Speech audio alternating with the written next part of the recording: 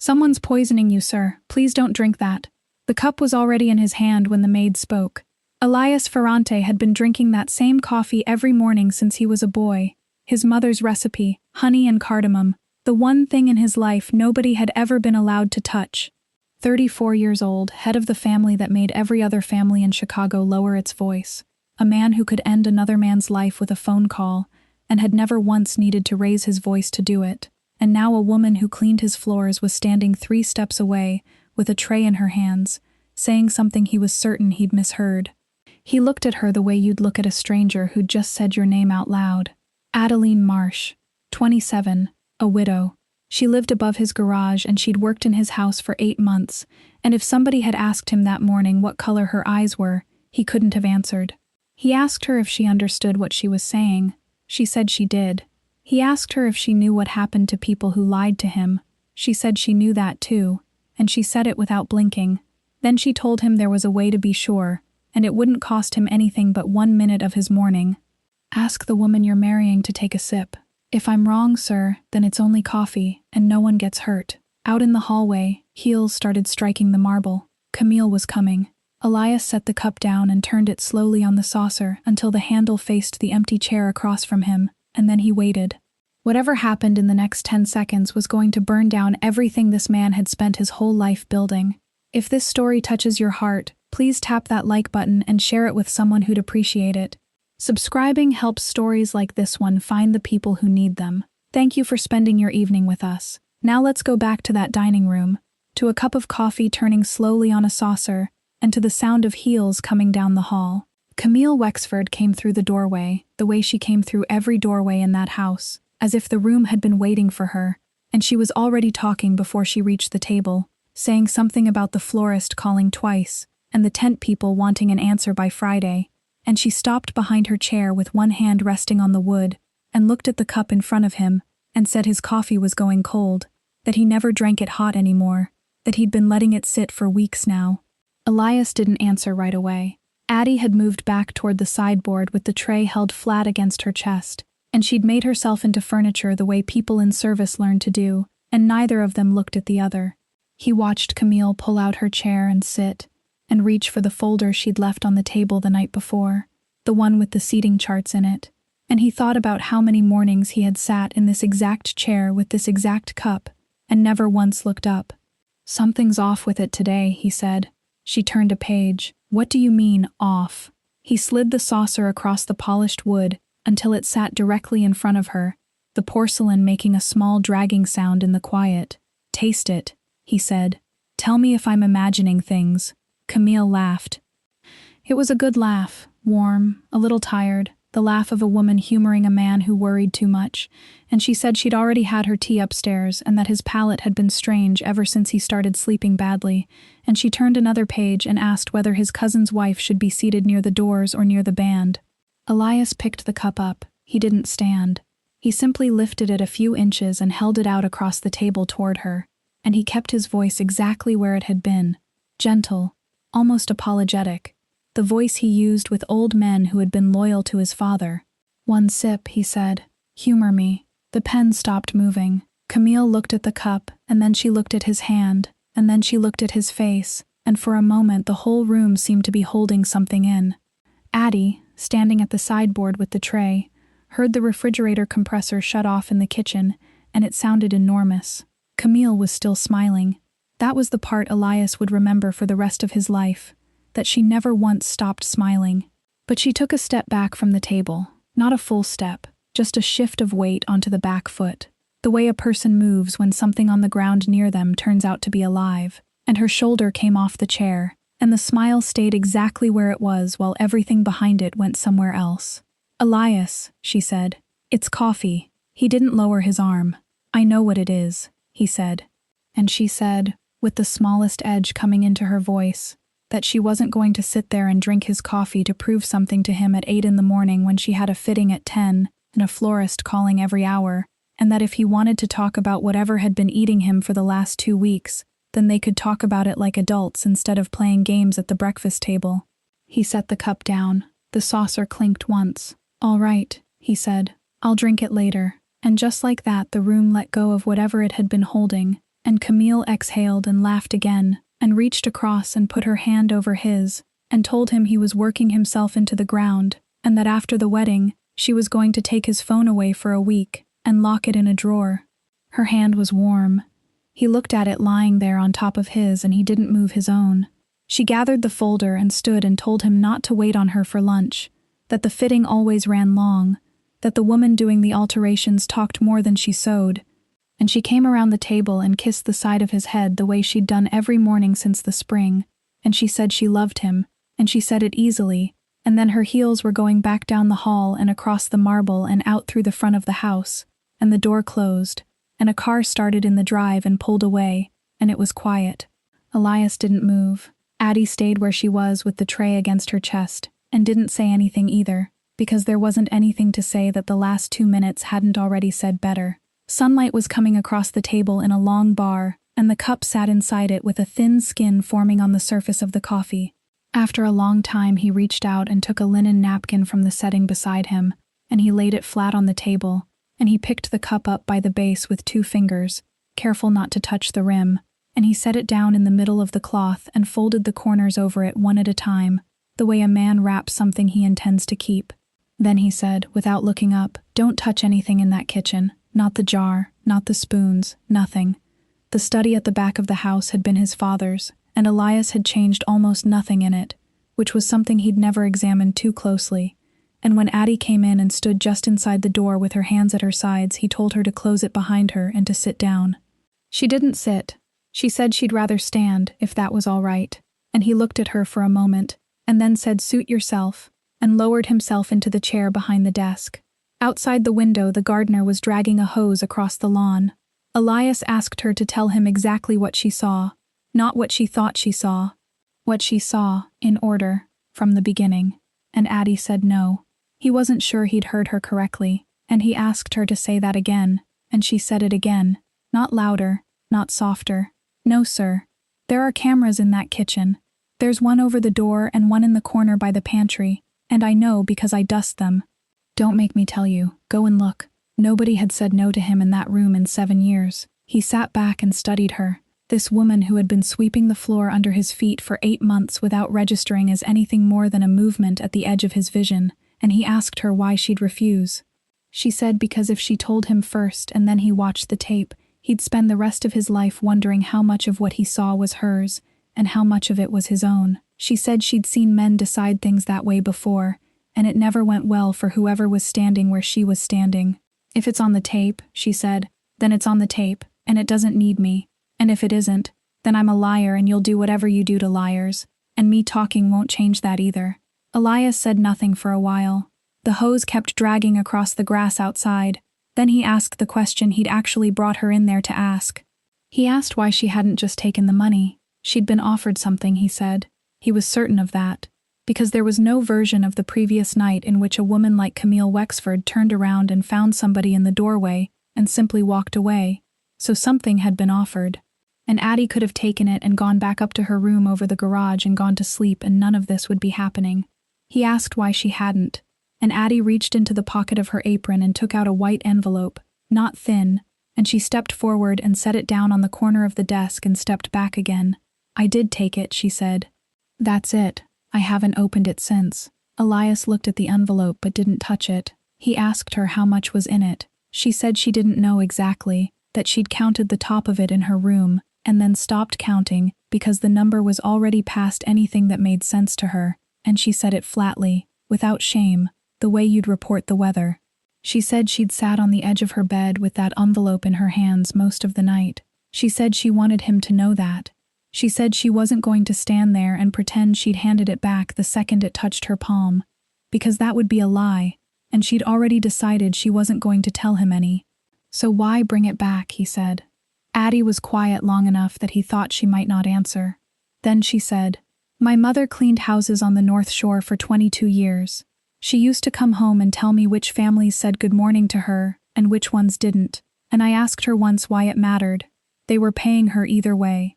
And she said, 'Honey, the ones who don't say good morning aren't being rude. They just don't see you standing there. And you have to understand something about people who don't see you. They'll hand you money the same way they'd hand you a coat they're finished with. She stopped. Elias waited. People only buy the things they've already decided to throw away, Addie said. That woman knelt down on your kitchen floor last night and looked me in the face and offered me more money than my husband made in a year, and she wasn't buying my silence, sir.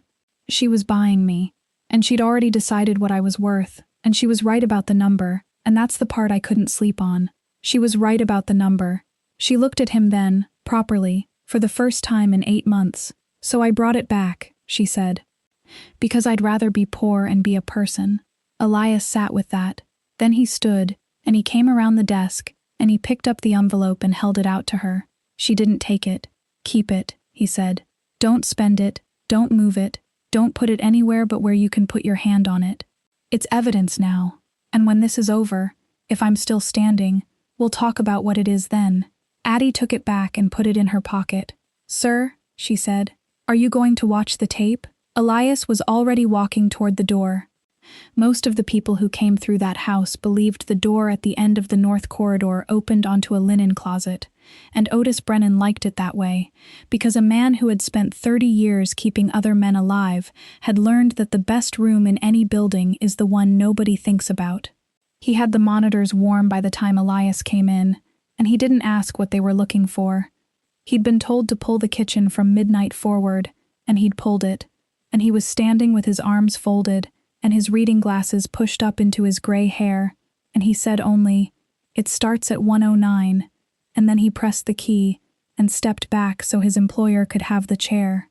The screen showed the kitchen in that flat gray the cameras give at night, the long counter, the island, the 2 low lights under the cabinets that nobody ever bothered turning off. For a while nothing happened at all. Then the door from the hallway swung in, and Camille came through it. She was in a robe.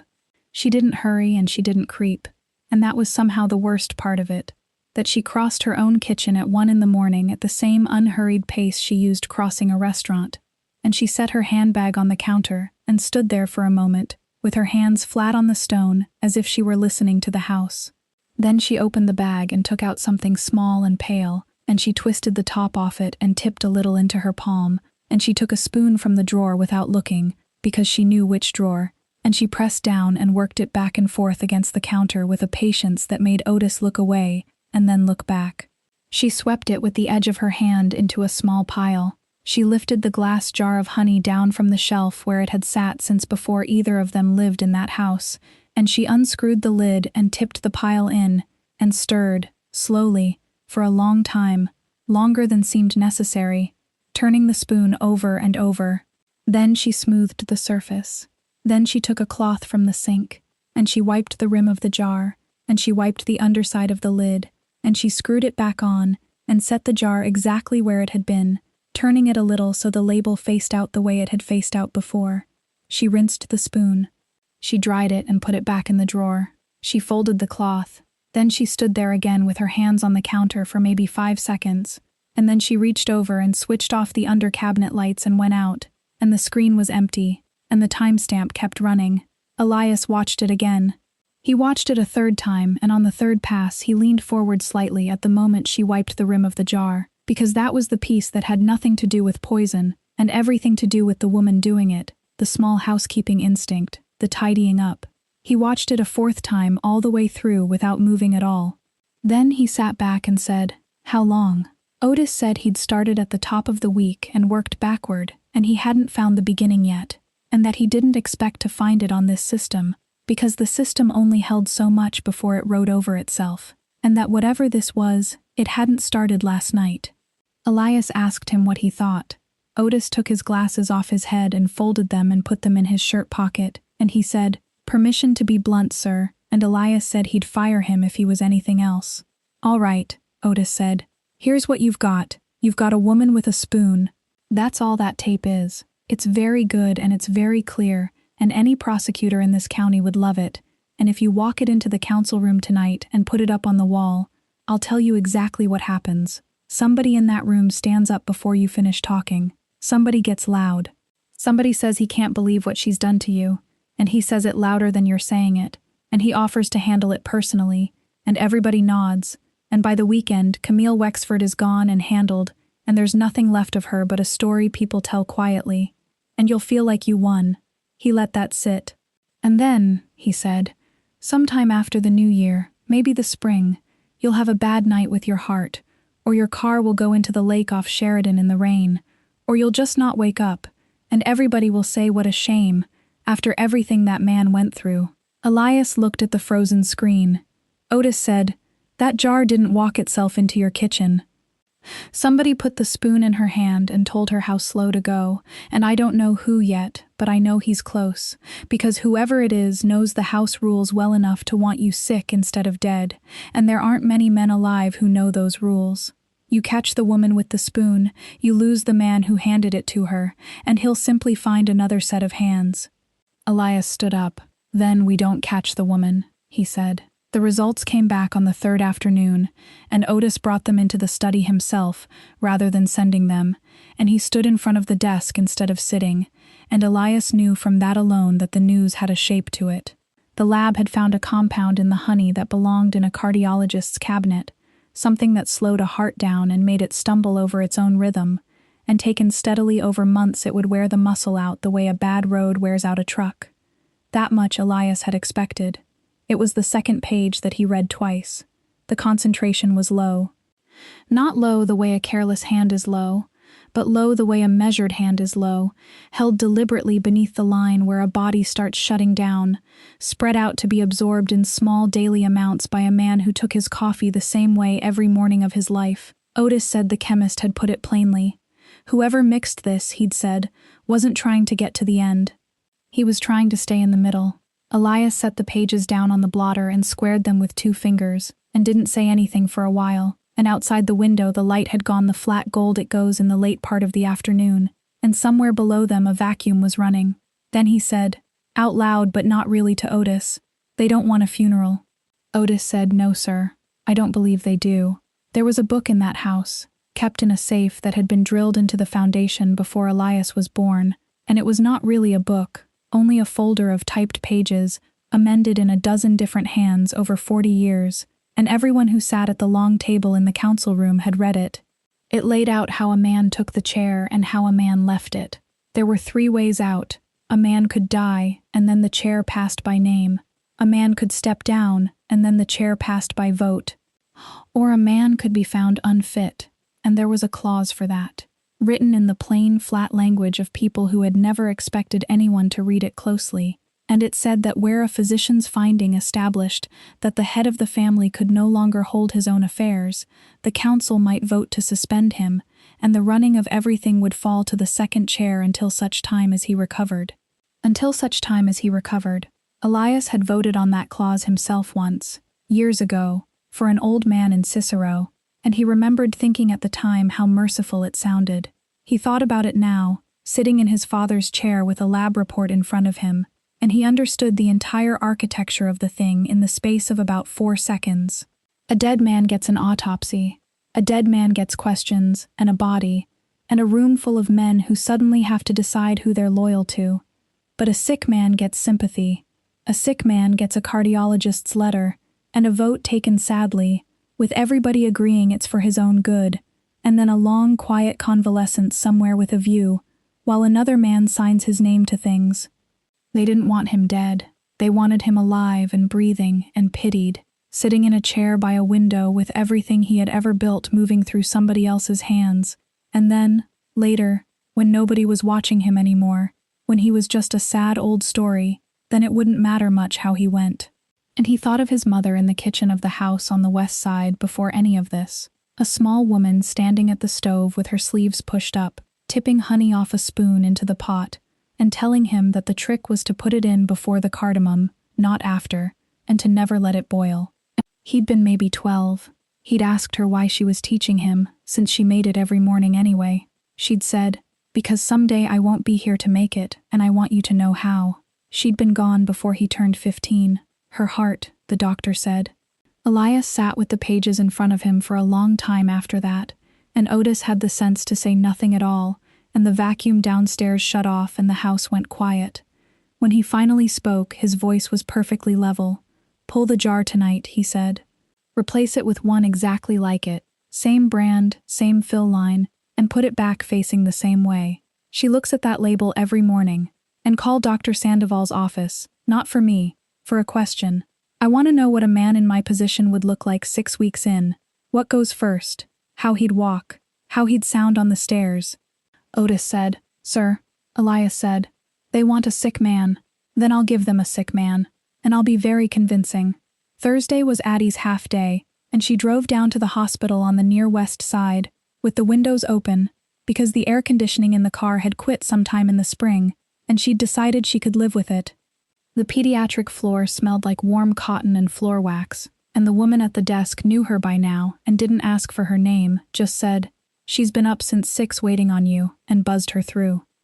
Nell was sitting cross-legged on top of the blanket with a coloring book open on her knees, and her hair pulled into the crooked braid one of the night nurses had put in for her, and when she saw her sister in the doorway she went up on her knees so fast the crayons rolled off the bed and scattered across the tile. Addie got down on the floor and gathered them one at a time and set them back in the box in order, blue with blue, and Nell watched her do it and said she'd been saving the good green for when Addie came because Addie was better at trees. They colored for a while. Nell explained the rules of the picture, which were extensive, and which involved the house on the left belonging to a family of foxes, and the house on the right belonging to nobody yet, because she hadn't decided. She asked whether foxes lived in houses in real life, and Addie said not usually, and Nell said, "In this one they do," and kept going. A cart went by in the hallway. Somebody's television was on 2 rooms down. After a while, Nell put her head against her sister's arm and said, "Sing the one about the river." Addie said she wasn't any good at it.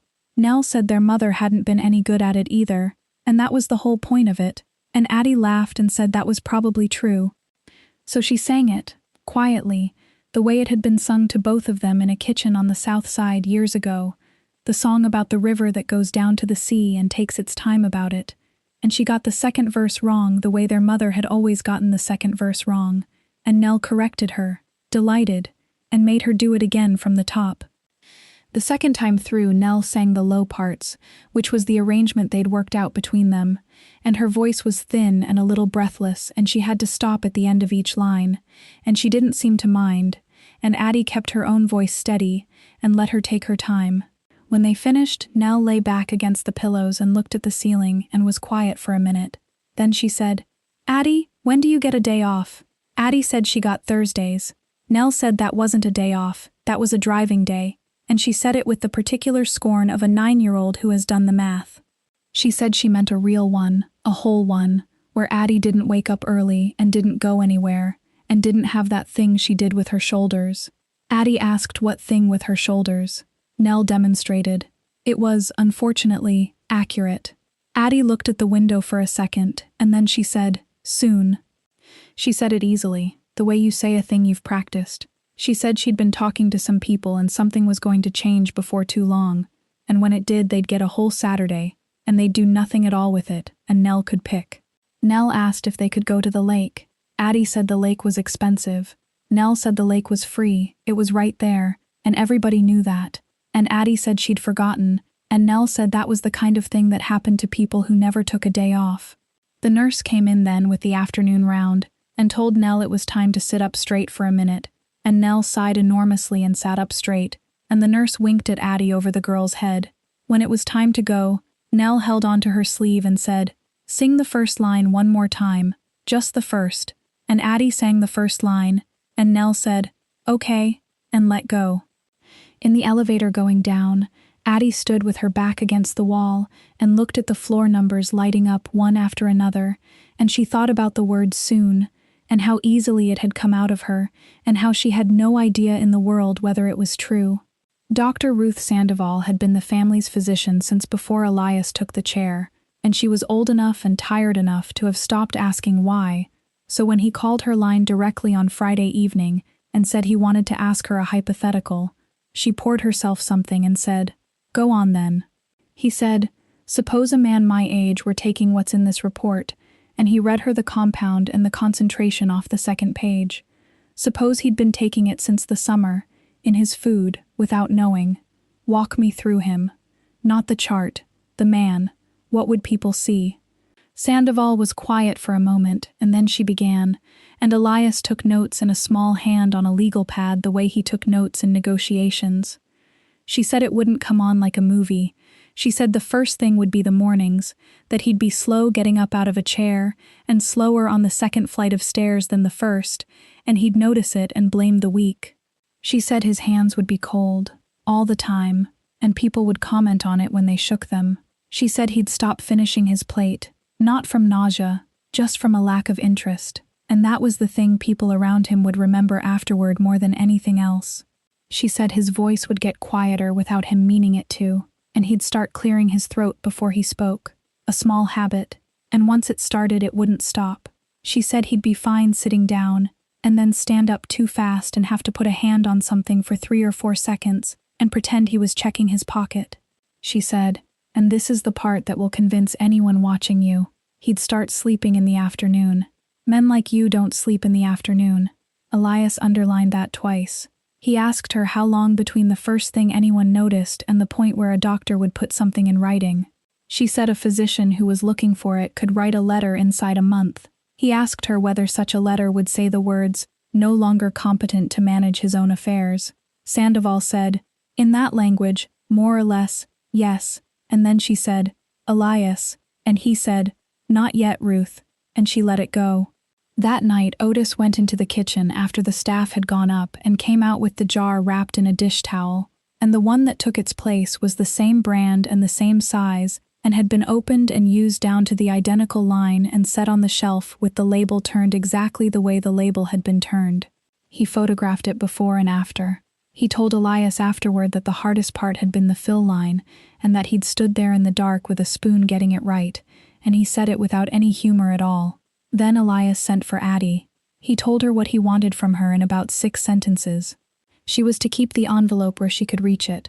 She was to be nervous around Camille, not much, only slightly, the way a person is who has taken money and can't stop thinking about it. She was to answer questions about what he ate and when he slept, truthfully, and to volunteer nothing, and if Camille asked her whose side she was on, she was to look at the floor and say the thing that people in her position say. Addie stood there and said, "You're asking me to lie to her face every day." He said yes. She said, "I told you I wasn't going to tell you any lies. I didn't say anything about telling them for you." Elias said, "Sit down," and this time she sat. He said, "That woman lies to me every morning before I've had my coffee. My cousin lies to me at a table with 9 other men at it. There isn't a person in this house who hasn't been lying about something since my father was alive, and that includes me, and it has included me for years. You're not being asked to become a liar. You're being asked to be the last one to the table, and when it's finished, you get to leave the table. Nobody else in this does." She looked at the window for a while, and then she said, "All right, but when it's over I'd like to go back to only saying true things, if that's allowed." He said it was. The next morning Elias came down the main staircase at 7:20 with his jacket over his arm, and he stopped on the 4th step from the bottom and put his hand on the rail and stood there for a count of 3, and cleared his throat once, and went on. It was nothing. It was so small that a person would have to be watching for it. Camille was in the hall below with her phone in her hand, and she was watching for it, and she crossed the marble fast and got a hand under his elbow and said his name with real alarm in it, and asked him if he was dizzy, and told him he was cold, that his hands were freezing, and she was already talking about calling someone. Elias said he was fine, that he'd stood up too quickly, that it was nothing, and in the half-second before her face rearranged itself into concern, before the worry arrived and settled and became perfect, something else went across it, quick and bright, the way a light goes across a ceiling when a car turns in the drive at night. Then it was gone, and she was holding his arm and telling him to eat something. Tuesday was the day the upstairs rooms got done, and Addie was stripping the bed in the East Suite when Camille came in behind her and shut the door, which she had never once done before. She didn't start with the envelope. She started by saying that she'd noticed Addie had been quiet lately, and that she hoped nothing was wrong at home, and she sat down on the little bench at the foot of the bed and crossed her ankles and waited, the way people do when they've decided the silence belongs to them. Addie said everything was fine. Camille said good, and then she said she wanted to talk about Elias. She said she was worried. She said he'd been unwell for weeks now, and that men in his position never admitted it, and that she needed someone in the house she could actually rely on, someone who saw him at breakfast, who knew whether he'd finished his plate, whether he'd slept, whether he'd been on the stairs more than once. She said she'd asked the day staff and gotten nothing useful out of any of them. She said, "But you notice things. I've watched you. You notice everything." Then she took the envelope out of her bag and set it on the bed, on the stripped mattress, next to the folded sheets. It was thicker than the first one. She didn't push it forward and she didn't mention what was in it. She said, "That's for you," and left it there. Addie said she didn't need anything. Camille smiled and said that was a lovely thing to say and not remotely true, and then her voice changed, not in volume, only in temperature, the way a room changes when someone opens a window in another part of the house. She said, "Can I tell you something about domestic work?" She said her mother had employed staff her whole life, and she'd learned young how the business of it actually ran. She said the wages were nothing. She said the whole thing lived or died on the letter. A woman leaves a house with a letter, she said, and she's in another house by the end of the month. A woman leaves in the middle of a season with no letter and no explanation, and every agency in the city takes her number and never calls, because nobody wants to be the one who put a question mark in somebody's home. She said, "It isn't fair. I've always thought it wasn't fair, but that's the way it works and neither of us made the rules." And then she stood up and smoothed her skirt and said, "When the two of us are running this house together, and it won't be long now, I'd like you to still be in it. I'd like to be the one writing that letter, and I'd like it to be a very good one." She touched Addie's shoulder on the way past, lightly, the way you'd touch a banister. Then she said the fitting had been moved to 11 and she'd be out until 3, and she left, and her heels went off down the corridor. Addie stood there with her hands on the sheets for a while. Then she picked up the envelope and put it in her apron pocket beside the first one, and finished the bed. She did the bathroom. She did the windows, and she was working her way along the vanity in the dressing room, moving the perfume bottles and the tray and the little dish of pins, when she came to a card propped against the mirror behind the jewelry stand. Cream-colored, heavy stock, the kind that comes with flowers. She wasn't reading it, she was moving it. But the fold had fallen open, and there were only 4 lines on it, and she saw them the way you see a road sign you weren't looking for. Something about patience, something about how everything worth having takes longer than it should, and under it, in fountain pen, in a hand that leaned hard to the right, the name, Gideon Ferrante. Addie stood very still with the card in her hand. Wesley had kept a small spiral notebook in the pocket of his work shirt, because he could never remember anything. Gate numbers, container numbers, the names of the men who signed for loads, and she had gone through that notebook so many times in the first year that the cover had come loose from the wire, and in the last week of his life he had written a name on the corner of a page and underlined it twice, and she had taken it to a detective who had looked at it for 4 seconds and handed it back to her and said, "Ma'am, half this city has a name in a notebook." She had asked around, carefully, for a long time, and gotten nowhere, because people at the port either didn't know that name or knew it well enough not to say it in front of a widow. And then the roads got icy in February, and a truck went off the access road into the drainage cut, with nobody else on the road, and no witnesses, and no skid marks worth measuring, and the report said what reports say. She had never believed it. She had never once believed it. She put the card back against the mirror, angled the way it had been angled, and she stood in that dressing room with a dust cloth in her hand, in the house she had spent 8 months talking her way into, and she understood, finally and completely, that she had not come here for a job. Otis had spent the week doing what he should have been made to do the moment that jar came off the shelf, which was to go through every person who held a key to that house, the gardeners, the pool company, the 2 women from the agency, the man who serviced the boiler, and he came into the study on Thursday evening with a folder and set it down and said, "Before we go any further, there's something in here you need to see, and you're not going to like the order I found it in." Elias told him to sit. Otis didn't. He opened the folder and turned it around. Adeline Marsh had come to the agency in the winter with a work history that checked out at every stop. 3 houses on the North Shore, all of them satisfied, all of them willing to talk. What she had not put on the application, because there was no line asking for it, was that she had applied under her maiden name, and that for 4 years she had gone by her married one, and that under that married name there was a marriage license filed in Cook County and a death certificate filed 14 months later. The husband's name was Wesley Marsh. He had driven for a hauling outfit that moved containers out of the port, and in the last week of his life, according to a supplemental page attached to the accident report, he had made 2 calls to a number that Otis had spent a day and a half tracing, and that resolved, eventually, to a phone that had been carried by somebody who worked for Gideon Ferrante.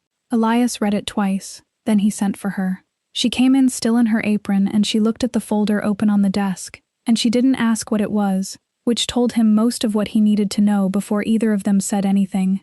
He asked her to tell him her name. She told him. He asked her to tell him the other one. She told him that too. He asked how long she'd been planning it before she walked into that agency office, and she said about a year and a half, and she said it plainly, and she didn't sit down and he didn't ask her to. He said, "So you came into my house on purpose?" She said yes. He said, "You scrubbed my floors for 8 months on purpose?" She said yes. He asked her what she'd been looking for, and she said, "Anything. A name in a calendar, a voice on the phone in the garden. Anything at all that would tell me why a truck went off a straight road on a night when the salt trucks had already been through." She said she'd have taken any job in any house connected to any of them, and this was the one that came up.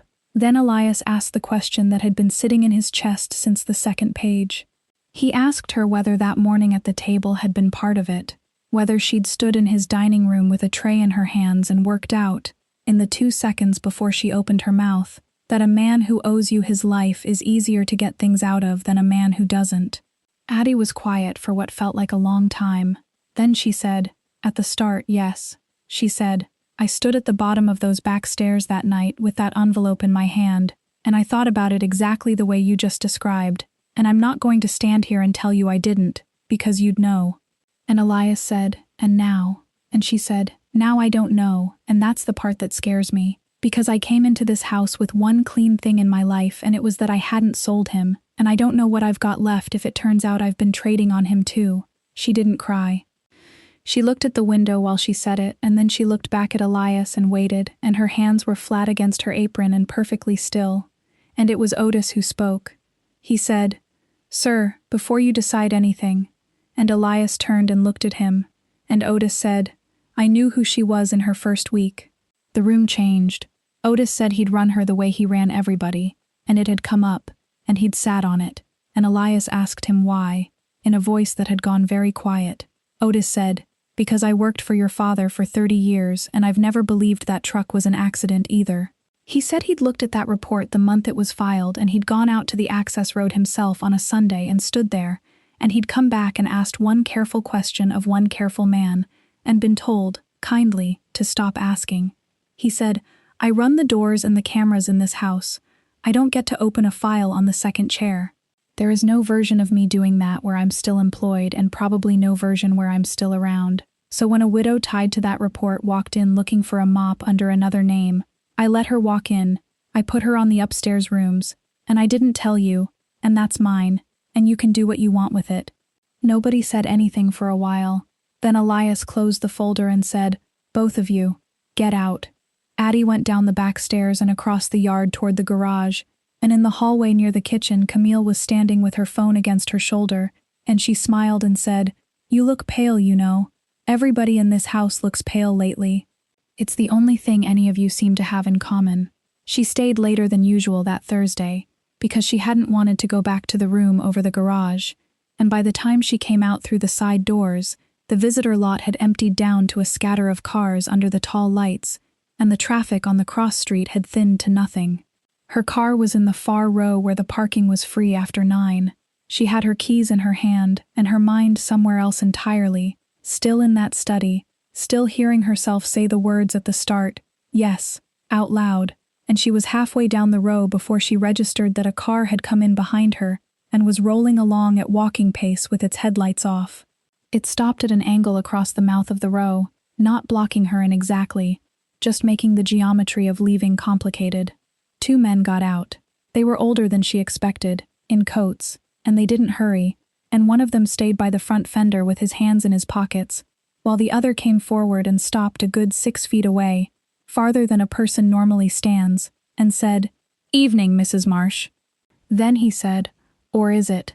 That's the thing, isn't it?" Addie didn't answer. He said they'd only come to have a short conversation, and that he'd keep it short. He said he understood she'd been working out in Lake Forest since the winter. He said he understood she'd filled out her paperwork with one name on it, and that there was a different name on a certificate downtown, and he said that in his experience, when something like that comes out, it never comes out at a convenient moment. It comes out in front of people. It comes out in a room where everybody's already upset about something else, and then it isn't a small thing anymore. It's the only thing anybody talks about, he said, and here's what I've learned over the years. Nobody in a house like that ever stops to ask why a woman lied. They only ever ask what she was after. The other man hadn't moved from the fender. A bus went by out on the cross street and the sound of it took a while to fade. He said, I'm not asking you to do anything. I want to be clear about that. Nobody's asking you for anything tonight. I'm telling you that some people are aware of the situation, and that awareness is a thing that can sit quietly for a very long time, or it can stop sitting quietly. And which of those it does isn't up to you and it isn't up to me. It depends on how a few other matters get settled in the next little while. He said it the way an insurance man explains a policy. Then he said, drive safe, and he stepped back, and both of them got in the car and it reversed out of the row and turned and went down the ramp and out onto the street, and its taillights went left and were gone. Addie stood exactly where she was. The lot was very quiet. Somewhere up on one of the floors a window was lit, and somebody's shadow crossed it.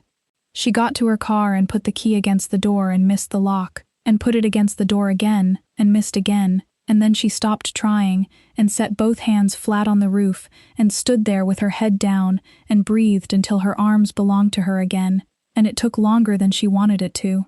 When she finally got in, she locked the doors and sat behind the wheel without starting the engine, and she made herself go back through it slowly, because that was the thing she had learned in the year and a half of asking careful questions of careful men, that the shape of what somebody says matters more than what they say. Those men had not mentioned the poison. They had not mentioned Camille. They had not mentioned the coffee, or the kitchen, or anything that had happened in that dining room, which meant they either didn't know or didn't care. What they knew was her name. And her name had been on one folder in one house, and it had been opened for the first time on Thursday afternoon in a room with 3 people in it, and one of them was Otis, and one of them was Elias, and one of them was her, which meant it had not come from that room, which meant it had come from the only other place it existed, from whatever office had pulled the marriage license and the death certificate before Otis ever asked, from somebody with the standing to have a file like that already sitting in a drawer, waiting to be useful. She thought about the long table in the council room she had never seen, and the 9 men she had never met, and she understood that one of them had been holding her name for a while now, and had chosen this week to spend it. She started the engine. On the drive north she kept checking the mirror out of habit, and there was nothing behind her the whole way, and somehow that was worse. She told him about the parking lot the next morning, standing in the doorway of the study with her coat still on, and when she finished, she said the only part that mattered, which was that her name had left that folder without leaving that room. Elias listened without interrupting. Then he got up and closed the door and told her to sit down, and this time he sat down across from her instead of behind the desk, which he had not done with anyone in that room in years. He said, "You gave me something true on Thursday, and it cost you. I'm going to give you one back, and it's going to cost me more, and once you know it, you can't unknow it, so decide now." Addie said she'd already decided a long time ago, so he told her. He said that since the winter before last he had been meeting a woman named Corinne Blake, who was a federal agent out of the Northern District, and that they had met 11 times in 11 different places, and that not one of those meetings had been on paper. He said the family had 2 halves. There was the half his grandfather built, the concrete and the hauling, and the 2 marinas, and the buildings on the west side, all of it legal, all of it paying taxes. And there was the other half, the older half, which had been shrinking for years because Elias had been quietly starving it, closing routes, retiring men, letting agreements lapse instead of renewing them. He said Blake wanted the second half opened up, names, structure, the accounts, 40 years of it, and in exchange the first half would be allowed to keep breathing, and the men who came in voluntarily would be treated like men who came in voluntarily. He said Blake wanted the second half opened up, names, structure, the accounts, 40 years of it, and in exchange the first half would be allowed to keep breathing, and the men who came in voluntarily would be treated like men who came in voluntarily. Addie asked why he hadn't signed it. He said because the day he signed it, he stopped being the head of anything and became a witness, and the value of a witness is measured entirely by what he can hand over, and he had spent a year and a half getting into a position to hand over everything instead of pieces. And then he said, and Blake came to see me the week before last, and told me she's finished waiting. Her people upstairs have stopped believing I mean it. She's given me until the end of the month. He said, after that she takes what she has, which is enough to be a nuisance and not enough to be an ending, and she goes forward without me, and every man in that family lawyers up, and the whole thing scatters, and it takes another 20 years and somebody else's life to try again. Addie sat with that. Then she said, so if they get you declared unfit before the end of the month, Elias said, then I have nothing to sign with. A man who's been suspended by his own counsel can't hand over a counsel. I'd be a sick man in a chair with a nurse and a view, and Gideon would be sitting in this room, and Blake would have a folder full of a dead man's promises. He said, that's why the dose is what it is. That's the whole design of it.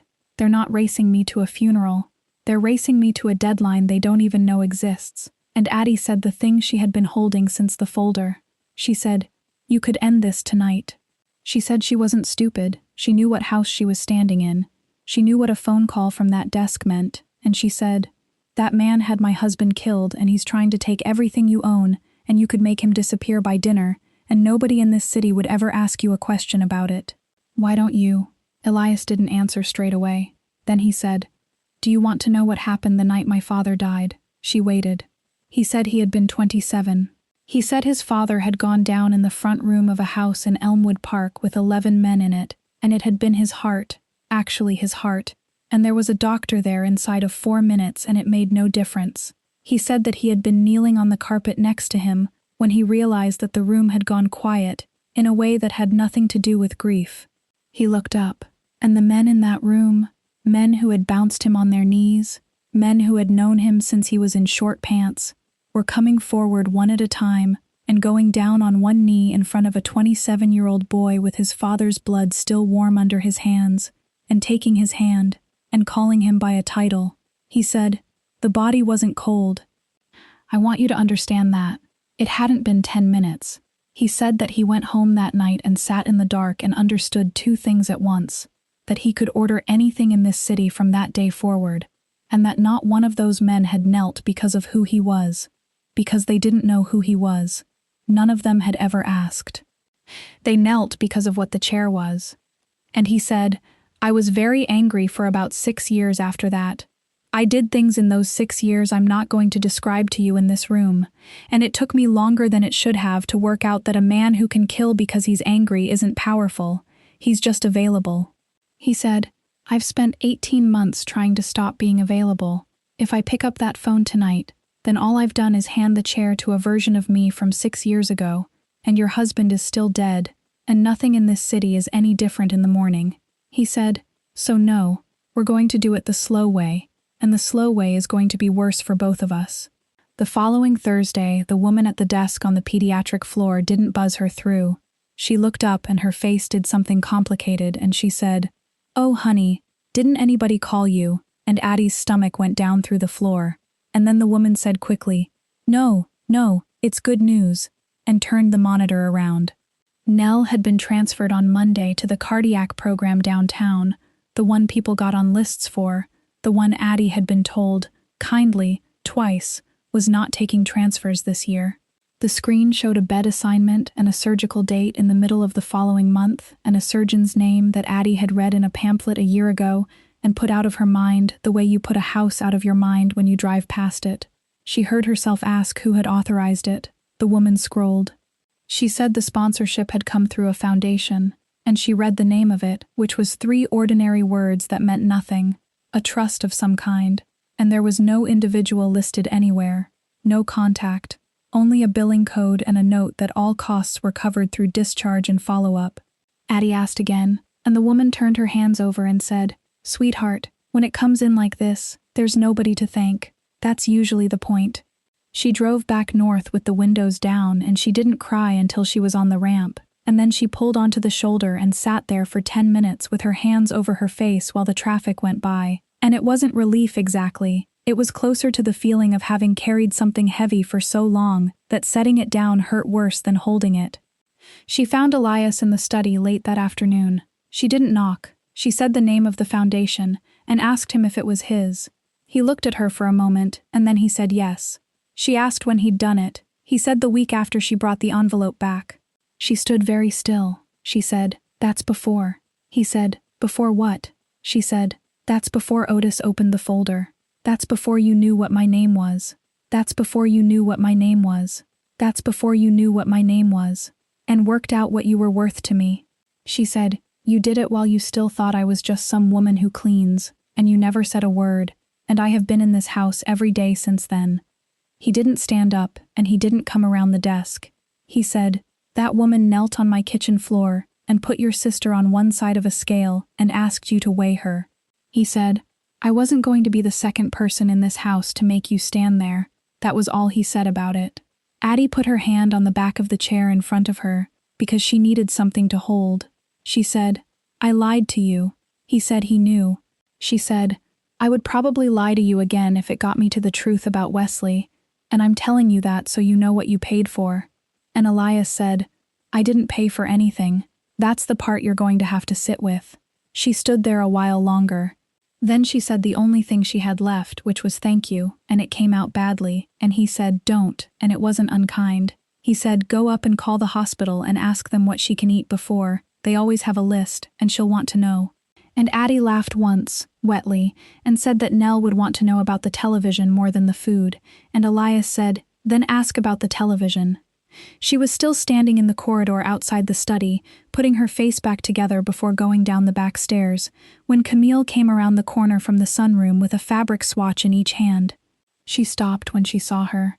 She looked at Addie's eyes and then at the closed study door and then back at Addie, and she smiled the way she always smiled, and she said, "You've been crying." Addie said it was the drive, the wind. Camille said, "Of course." Then she said, "You know, nobody ever asks me how I'm holding up. Everybody in this house tiptoes around him, and nobody stops to think what it's like on my side of it." She looked down at the two swatches and held one up and then the other, comparing them against the light. She said, "Do you have any idea how tiring it is, looking after a man who's dying by inches? I do it every single day." Then she chose the paler swatch and said the other one made the room look cold, and went on down the corridor toward the stairs. It rained hard the following Tuesday, the kind of rain that comes off the lake sideways and turns the road into a black mirror, and Elias drove himself back from a meeting downtown because he had told Otis to stay at the house, and because a man who is supposed to be sick shouldn't be seen with more men around him than usual. He came up Sheridan Road with the wipers going flat out and the water standing in sheets at the low spots. And where the road bends north of the ravine, he came off the accelerator and put his foot down, and the pedal went to the floor without meeting anything at all. He didn't panic. That was the thing he thought about afterward, that some part of him had simply gone to work while the rest of him watched. He came off the gas entirely and dropped it out of drive, and took it down through the gears one at a time, the engine screaming, the back end starting to come around on the wet, and he steered into it and let it run, and pulled the handbrake in short pulls, on and off, feeling for the moment the tires would let go, and the car slewed across the empty oncoming lane and went along the guardrail with a long tearing sound that went on for what seemed like half a minute, and stopped. Steam came up off the hood into the headlights. The rain kept coming down. He sat there with both hands still on the wheel and his heart going, and listened to the ticking under the hood and to the water on the roof. Then he took out his phone. He did not call an ambulance, and he did not call Otis. He called the number for the extension in the room over the garage, and it rang 4 times, and when Addie answered, half asleep, he said, "Are you at the house?" She said yes. He said, "Are you inside? Is the door locked?" She said yes, and then she said, "What's happened?" And he heard her come fully awake, and he said, "Nothing, go back to bed," and hung up, and sat in the dark, and could not for the life of him explain to himself what he had just done. Otis came out with 2 men and a flatbed inside 40 minutes. He got under the car with a light while the rain ran off the back of his coat, and he was under there a long time, and when he came out he didn't say anything in front of the driver. Later, in the garage at the house, He said the line had been opened at a fitting near the rear wheel. Not cut, opened, backed off maybe a quarter turn so it would weep out slowly over a day of driving and be empty by the time it mattered, and he said, "This is amateur work, sir. Whoever did this doesn't do this." Elias asked him what he meant. Otis said, "A man who does this for a living tightens it back down afterward so it doesn't drip on a garage floor. This one didn't. This one was in a hurry and didn't know that." Elias went up the back stairs a little after midnight, still in the wetsuit, and Camille was standing outside his door in the dark hallway with her arms wrapped around herself. She had heard the flatbed. She said his name, and then she couldn't get the next part out, and when she finally did, her voice came apart in the middle of it, and she asked whether he'd been hurt, and she took hold of the front of his jacket with both hands and found it soaked through and made a small sound. She was shaking. It was not the shaking of a woman performing, it was the wrong kind, the kind that starts in the shoulders. She said, "I heard the truck and nobody would tell me anything," and she said it twice. Elias stood there and let her hold on to him, and looked over the top of her head at the dark end of the corridor, and he thought, with something close to disgust, that this was real. Whatever else was in her, this piece was real, and that was worse than all the rest of it put together, because a liar you can simply hate. The next night Addie went up with the coffee tray at 9, and at the turn in the corridor she let one of the cups go over, and it went down loud on the marble, and she made a great deal of noise apologizing to nobody and gathering it, and then she carried the tray away down the stairs and left the wet patch, and came back up in stocking feet, and stood against the wall outside the conservatory where the door had been left open an inch. Gideon's voice was low, but it had lost its shape. He was saying, "Do you have the first idea what you nearly cost me?" He said, "I have spent 3 years on this," and he said the word 3 like it hurt him. He said, "I need him breathing. Do you understand that? I need him upright and pale and short of breath at a table where 9 men can look at him." He said, "A body means an autopsy. A body means a coroner and a file, and every man in that room going home to ask his wife what she thinks. A sick man means a doctor's letter and a vote is quiet, and a vote is legal, and a vote can't be taken back." And Camille said something too quietly to hear, and Gideon said, "No, you don't get to be impatient. Not now, not this close." Elias set the meeting for a Sunday morning in the back room of a bakery on Grand Avenue that had been open since before the war, because Blake refused to meet anywhere with valet parking. And he brought Addie because she had asked him to, and because he had decided he was finished managing what other people were allowed to know.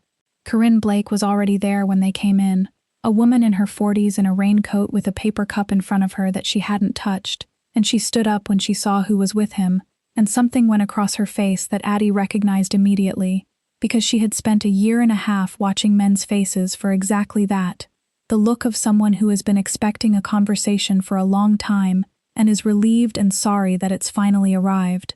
Blake said, "Mrs. Marsh." "Not Miss, not the other name." Addie sat down slowly. She said, "You know who I am." Blake said, "I've known who you are since the second week you were in that house." Elias said nothing at all. Addie asked her how, and Blake put both hands flat on the table and said, "Because your husband worked for me." She said it plainly, without softening it, and then she waited, because she had done this before and she knew that people need a moment. Wesley Marsh had come to her office on his own 2 feet in the fall, 3 years back. Nobody recruited him.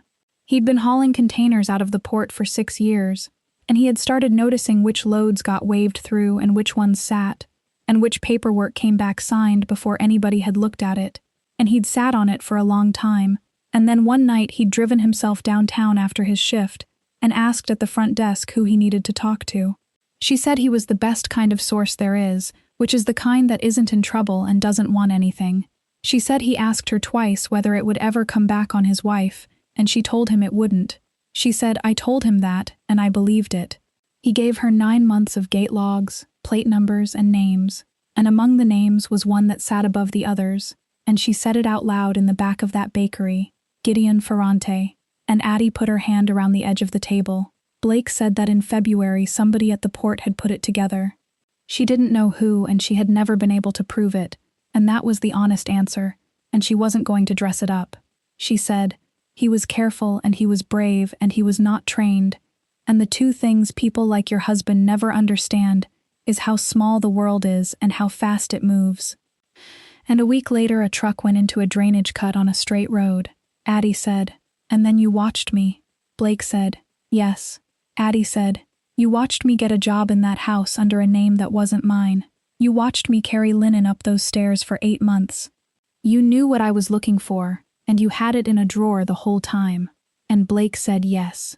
She didn't say she'd had no choice, and she didn't say it was procedure, and she didn't say she was sorry, and afterward Addie thought that was the only reason she was able to keep sitting there.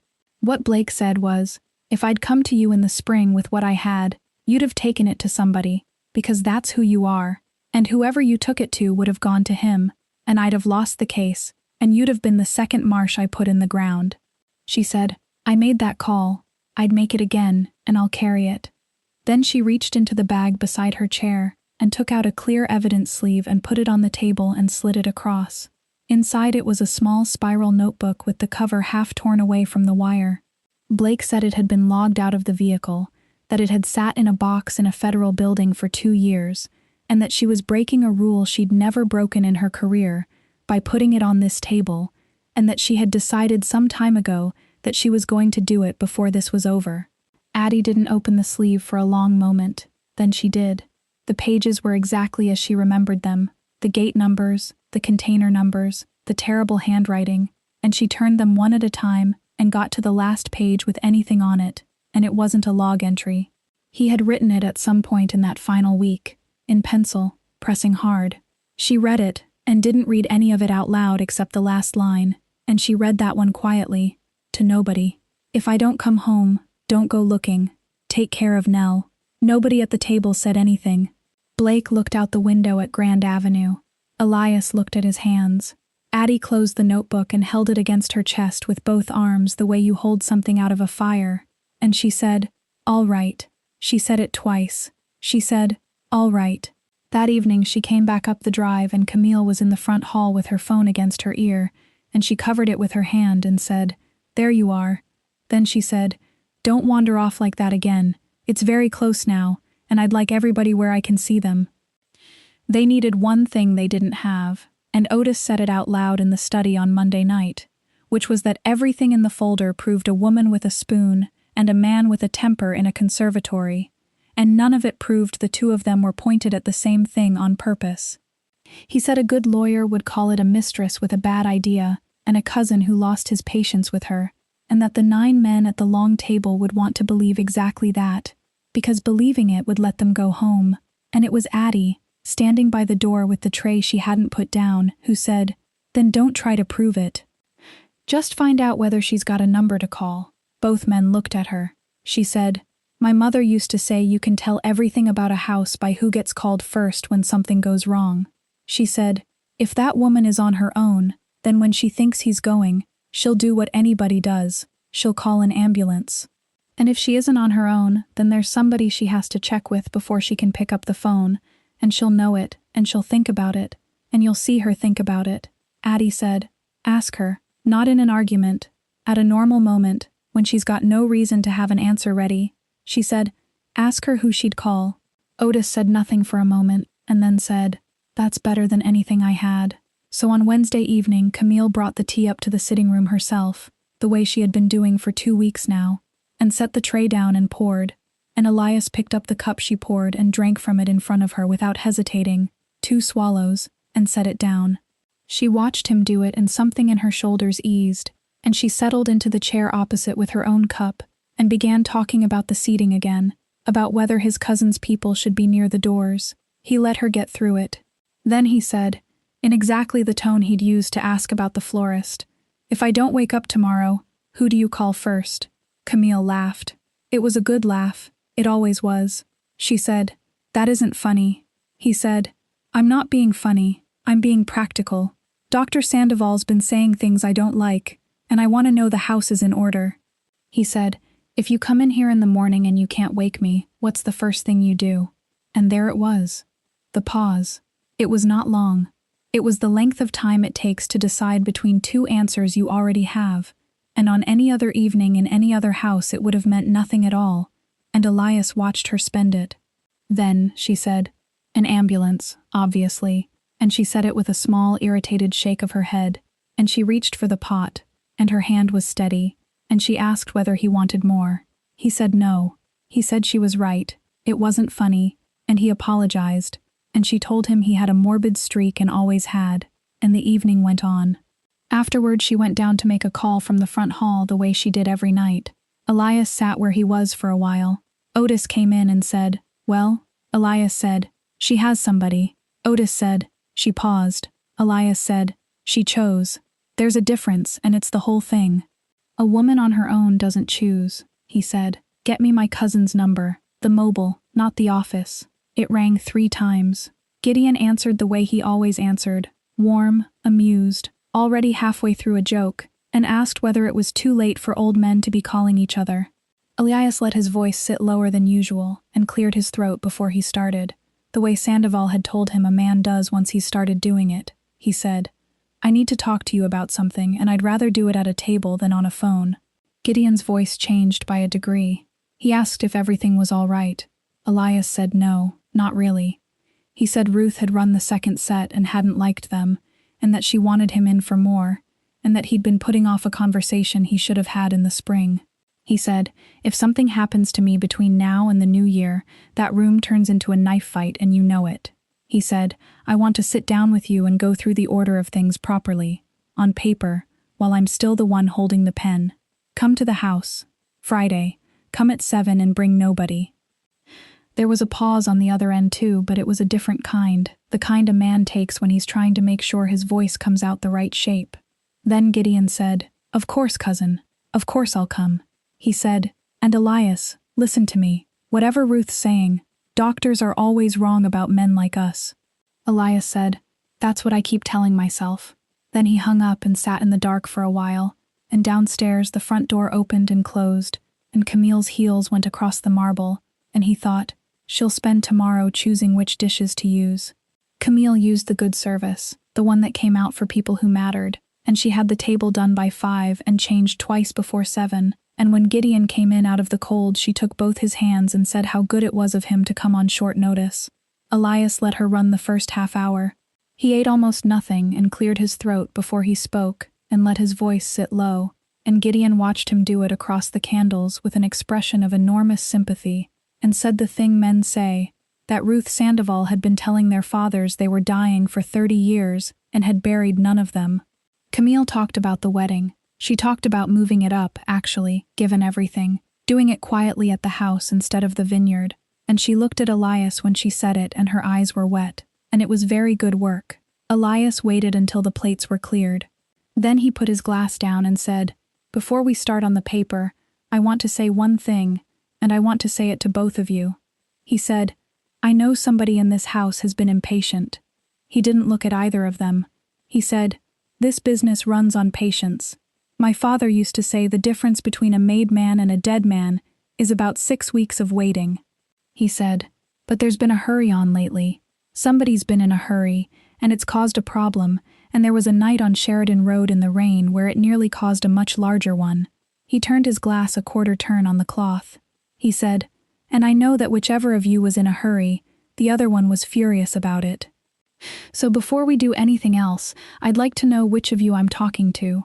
The room went very quiet, and Gideon, who had spent 40 years in rooms like that one, said nothing at all, which was correct, and looked steadily at his cousin with mild confusion arranged on his face. But Camille said, "So that's what this is." She said it to Elias, but she was looking at Gideon, and there was a thing in her voice that hadn't been there in a year. She said, "Go on then. Tell him how furious you were." And Gideon said her name, once, very quietly, in a tone Elias had heard him use with subordinates, and that was the mistake, because Camille put her napkin on the table. She said, Don't you use that voice on me." She turned to Elias and she was breathing fast and her face had gone the color it goes when a person has stopped calculating. She said, "You want to know why? Everybody keeps circling it. Ask me." He said, "All right, why?" And she said, "Arthur Wexford." And when Elias didn't react, she said it again, louder, and she said, "My father, he did your books for 11 years, and when the government came looking in 96, your father sat in a room with 4 other men, and they picked which one of them was going to be the reason. And they picked the one who wasn't family. She said, he lost the license, he lost the house on Ridge, he lost every friend he had, and he did not die.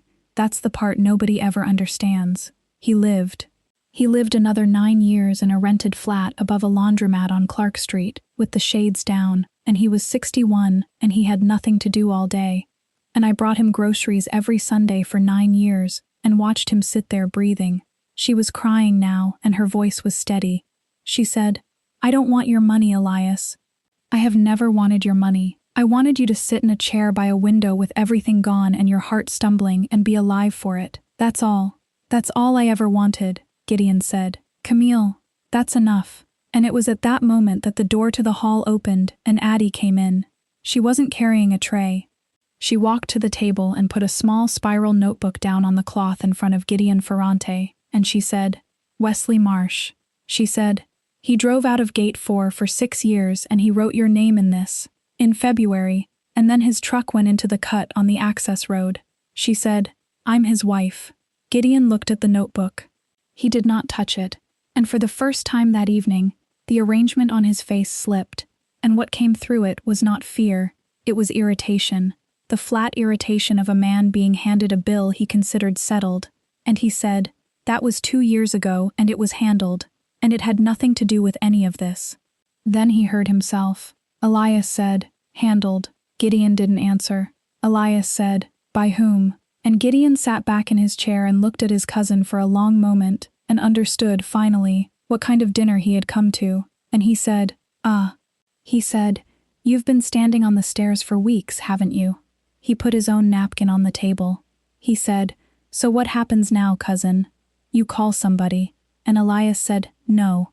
He said, now you go home. Gideon stared at him. Elias said, go home, Gideon. I'll see you Thursday.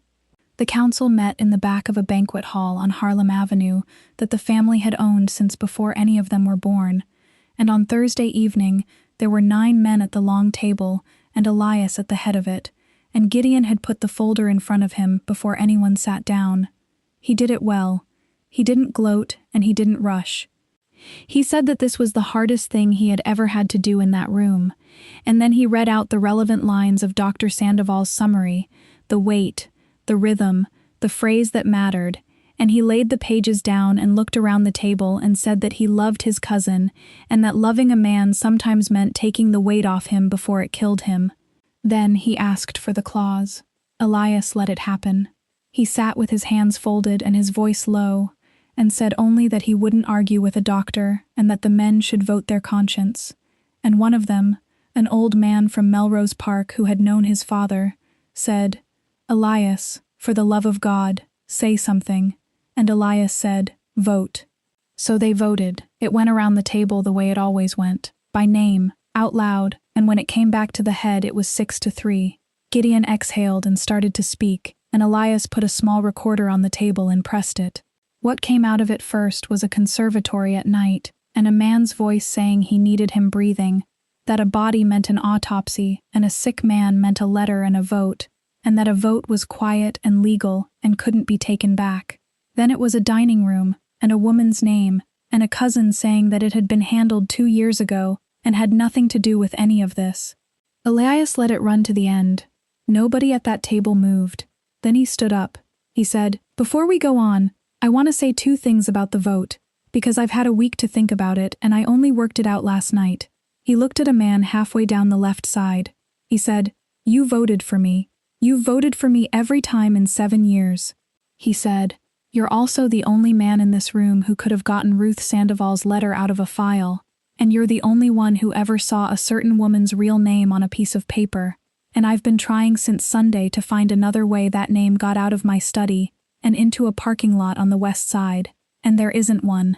He said, you voted for me tonight because you knew the count without needing your own. Nobody defended the man. Nobody had to. Then Elias looked at the old man from Melrose Park, the one who had begged him to speak, who had voted against him. He said, and you. And the old man said quietly, don't. Elias said, you voted to take the chair off me. And the old man looked at the table and said, I've buried 2 men in that seat and I've been at this a long time, and when a man in that chair starts looking the way you've been looking, There's only one way anybody ever gets to put it down and live. He said, I thought if they had the chair they'd stop wanting the rest.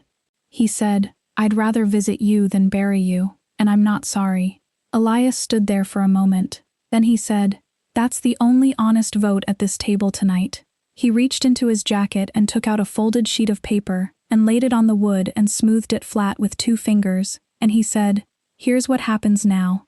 He said, I'm not fighting the vote.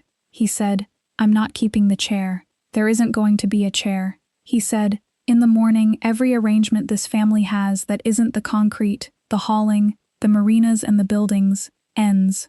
Not moves, not pauses, ends. He said that he had been sitting down with the government since the winter before last, that everything was already documented, and that this piece of paper was a list of names, and that the men on it were the men who had come up through the old side who he believed could still come out the other end of this with a life. He said, If your name is on it, there's somebody outside who'll talk to you tonight, and it will be the best conversation you'll ever be offered. If it isn't on it, that's because of things you've done that I won't sit here and recite. He said, I'm not asking anyone to kneel. My father built this room out of men kneeling, and it took me 18 months to work out that every single thing that went wrong in my life started in a room where people knelt. Then he pushed his chair in, which was a small thing, but every man there noticed him do it. He said, Good night, gentlemen. And he walked the length of the table and out through the double doors into the corridor, where Corinne Blake was standing against the wall with her hands in her coat pockets and a great many quiet people behind her. And she looked at him and said, All of them. And Elias said, All of them, and kept walking, and did not look back when the doors opened behind him. Gideon Ferrante talked for 11 days. He talked the way men like him always end up talking, not out of remorse but out of arithmetic, and Blake's people took it down in a windowless room while lawyers argued about years, and it was thorough, and it was cold, and somewhere in the middle of the second week he gave them the port. He gave them the name of the man who had put it together in February, and the name of the man that man had called, and the arrangement of a truck on an access road, and he described it in the flat administrative language of somebody itemizing an expense. And when the transcript came back, Blake read it aloud to Addie herself in an office downtown, because she said the woman had earned the right to hear it from a person and not a page. But there was something else in those 11 days, something nobody had asked for and nobody was looking for, and it came out on the 9th day when Gideon was talking about how far back the 2 branches went. He said his father had been the second chair before him. He said that in the year Elias turned 14, his father had put something into a jar of honey in a kitchen on the west side, and that it had gone on for most of a winter, and that the woman had not been the target so much as the argument, because she had been telling her husband for 2 years that she wanted her son out of the family, out of the city, and there were men who could not allow that boy to grow up somewhere else. And then he said the part that Blake's people wrote down without understanding what they were writing. He said, and Sal knew. Sal Ferrante knew by the end of it, and he never did a thing about it. He said, what was he going to do? Start a war with his own second chair over a woman who was already gone, with a boy in the house. Elias read the transcript alone in the study. He read that page 4 times. Then he sat back in his father's chair and understood, with a clarity that was almost restful, that the man he had spent his whole life trying to be worthy of had made exactly one decision on the worst night of his life, and it had been to say nothing, because saying something would have cost more than he was willing to pay. And that he, Elias, had been handed a report about a truck on an access road 2 years ago by the same second chair, and had glanced at it, and had said, that's a shame, and had gone back to work, and had never asked a single question, because asking would have cost more than he was willing to pay. 2 men, 2 silences. The same house. That weekend they closed the house in Lake Forest. Most of it went into a federal inventory, and the rest went into boxes, and Elias did the kitchen himself, because it seemed wrong to have anybody else do it. He worked through the drawers and the shelves and put the good service in paper and carried it out. The jar he had been drinking from since the summer went into a bag, and a man from the government took it away, and at the back of the top shelf of the corner cabinet, inside an old crate from the West Side house that had not been unpacked in 20 years, his hand touched glass. He brought it down. It was a honey jar, the same shape, the same maker, and it was empty, and had been empty a very long time, and the inside of it was clouded the way glass goes when something dries in it and stays. On the front, a strip of tape had been pressed on and gone yellow at the edges. The handwriting was small and neat and slanted to the left, and he had not seen it since he was 14 years old. For Elias, when he's big enough, he stood in the middle of that kitchen holding it in both hands. She had known. She had stood at that stove with her sleeves pushed up and told a 12-year-old boy that the honey went in before the cardamom and never let it boil, and told him to learn it now, because someday she wouldn't be there to make it. She had not been able to stop what was happening to her. So she had done the only thing left that a woman in that house could do, which was to teach her son to make his own, so that for the rest of his life, no one would ever again need to hand him the cup. And he had let someone hand him the cup every morning for 20 years. Elias set the jar down on the counter. He didn't move for a long time. Out past the window the light was going, and the house was completely quiet, and there was nobody left in it to hear him anyway. A year later there was very little left of what Elias Ferrante had been. The government took the house in Lake Forest, and the cars and the accounts, and most of what had been in them, and what stayed was the concrete company his grandfather started, and the hauling outfit, and the 2 marinas, all of it legal, all of it thin, and a supervision order that meant a phone call every month, and permission required before he crossed a state line. He worked out of a low brick office on the northwest side with 4 people in it, and did his own driving. Gideon was inside and would be for what remained of his life, and Camille had taken a plea in the spring, and Elias had gone to that hearing and sat at the back and left before it finished, and never told anybody why he went. The house on the west side sold. He kept almost nothing out of it. On a Saturday in October he came up a street of small yards and short driveways, and pulled a 15-year-old pickup to the curb in front of a house with a blue door. Nell was in the front yard raking leaves into a pile with more enthusiasm than technique, and she was taller than she had been, and she had the good color kids get back, and when she saw the truck she yelled her sister's name at the house without taking her eyes off him. Addie came out drying her hands. She had a textbook open face down on the step and a pen behind her ear. She had gone back to the nursing program in January. Nights, 2 years left, and she looked tired in the ordinary way that people look tired when the thing making them tired is theirs. He stayed by the truck. She came down the walk and stood on the other side of the little fence, and neither of them said anything for a second, and then Nell asked whether he wanted to see the pile before she jumped in it, and he said he did, and she jumped in it, and leaves went everywhere, and both of them laughed, and it broke the thing that had been sitting there. Addie said, "You look better." He said he'd been sleeping. She asked how the company was, and he said small, and she said that suited him, and he said he was starting to think so. Then she looked at him a moment longer and said, "Do you still drink it? The coffee, honey and cardamom?" He said, "Every morning."